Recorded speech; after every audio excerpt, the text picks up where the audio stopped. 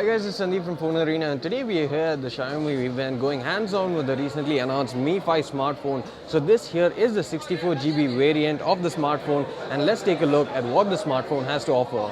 So this here is the Mi 5 smartphone, which is the latest flagship from Xiaomi, and this smartphone basically has a 5.15-inch display up front, which has a 600 nit bright display, and it also has a resolution of 1080p. The smartphone has a 4-megapixel camera up front with 2-micron pixel size. It has an earpiece, the ambient light and proximity sensor. There's a Mi logo as well. And below the display you have a new home button which houses a fingerprint sensor in it. The button is a bit elongated, but Hugo Barra especially says that this would be more accurate compared to other sensors as well. And you have two capacitive buttons over here which are backlit and also offer haptic feedback. These two buttons can be assigned to either function depending on what you want to use it for. Moving over to the right side of the device, you basically have the power button as well as the volume rocker button. At the bottom you have the new USB Type-C port, the loudspeaker as well as the microphone which is hidden inside one of these holes. There's the antenna cutouts. On the left side there's a slot for dual nano SIM cards. At the top you have the IR blaster, the secondary microphone, 3.5mm audio jack and the antenna cutouts as well. Moving over to the back, you can see that this back has a highly reflective glass which has a design similar to what Samsung offer with their Galaxy S7, S7 Edge, etc.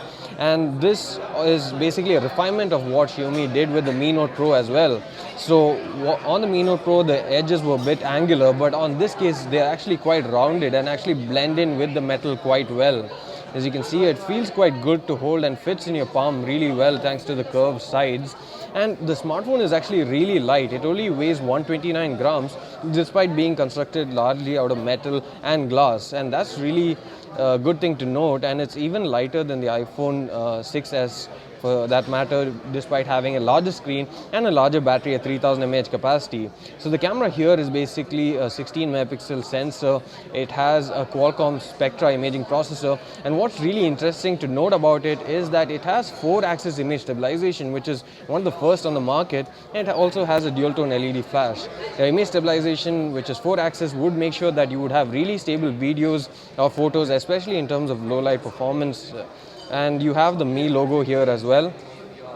So this phone is really slim. It's just 7.25mm thick, and since it has a curved back, it also feels much thinner to hold, and it feels quite good despite having a very minimal bezel at the side bezels. It actually feels good to hold. It doesn't feel too thin that you might accidentally drop it, and the grip here is quite good thanks to the matte finish over here. So let's just head into the settings and see what else the phone offers. So this here is the 3GB RAM variant with 64GB of onboard storage, and out of 64GB of storage, around 57GB is available out of the box.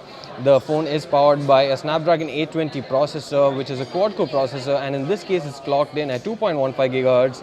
There's Android 6.0 Marshmallow out of the box, and MIUI 7 comes preloaded on the phone as well.